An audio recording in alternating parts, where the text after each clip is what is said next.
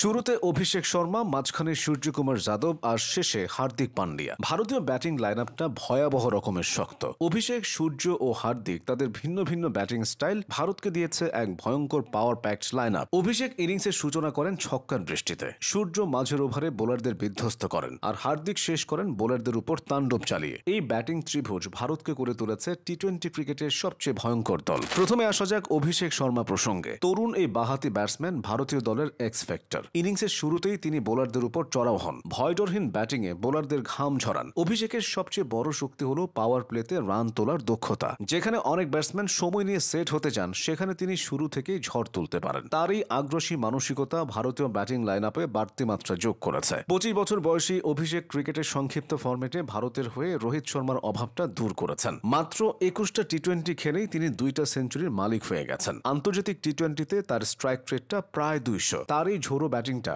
আইপিএলও দেখেছে দর্শকরা। হায়দ্রাবাদের হয়ে সেখানে তিনি 150-র বেশি স্ট্রাইক রেটে ব্যাট করেন। জাতীয় দলে এসে অভিষেক যেন আরও তেতে আছেন। ভারতীয় ব্যাটিং বিভাগের আরেক পাওয়ার হাউস হলেন অধিনায়ক সূর্যকুমার যাদব। মাঠের চারধারে শট খেলতে পারেন বলে তাকে বলা হয় মিস্টার 360 ডিগ্রি। যেদিন ছন্দে থাকেন তার ব্যাটিংটা হয়ে যায় বোলারদের জন্য দুঃস্বপ্ন। শর্ট থার্ডম্যান থেকে শুরু করে ডিপ ফাইন লেগ, এমন কোনো জায়গা নেই যেখানে সূর্য বল পাঠাতে পারেন না। ম্যাচ পরিস্থিতি যাই হোক না কেন, তিনি খেলেন স্বাচ্ছন্দ্যে। তার প্রতিটা শট বোলারদের পরিকল্পনা ও প্রতিপক্ষের ফিল্ডিংয়ে পরিবর্তন আনতে বাধ্য করে। উড়িয়ে ঘুরিয়ে ডানে বামে যেভাবে ইচ্ছে তিনি সেভাবেই ব্যাট করেন। 80-র বেশি ম্যাচ খেলেও টি-20তে সূর্যের স্ট্রাইক রেটটা প্রায় 170। আছে 4টা সেঞ্চুরি ও 21টা হাফ সেঞ্চুরি। পরিসংখ্যানই বলে দেয় তার জন্মই হয়েছে টি-20 সংস্করণে আলো ছড়ানোর জন্য। হার্দিক পান্ডিয়ার কথাটাও আলাদা করে বলতে হয়। একজন জাত ফিনিশারের যা যা গুণ থাকা দরকার, হার্দিকের মধ্যে সবকিছুই আছে। তিনি ক্রিজে আসলেই রানের গতি বেড়ে যায়। ম্যাচের শেষ দিকে যখন দ্রুত রান দরকার, তখন তিনি ব্যবধান গড়ে দেন। কবজির প্রচন্ড শক্তিতে জায়গায় দাঁড়িয়ে বিশাল বিশাল ছক্কা হাঁকাতে পারেন তিনি। ব্যাটিংয়ে থাকলে তার খেলা 10-15টা বলই ম্যাচের মোড় ঘুরিয়ে দিতে পারে। স্লোয়ার বলকে পিক করা কিংবা তীব্র গতিতে ধেয়ে আসা বলকে ব্যাটের আলতো ছোঁয়ায় সীমানার বাইরে পাঠানো তার কাছে খুবই সহজ ব্যাপার। তিনি যে কোনো পরিস্থিতিতে যে কোনো বোলারকে তক্তা বানিয়ে ছাড়তে পারেন। টি-20তে হার্দিকের স্ট্রাইক রেটটা 141।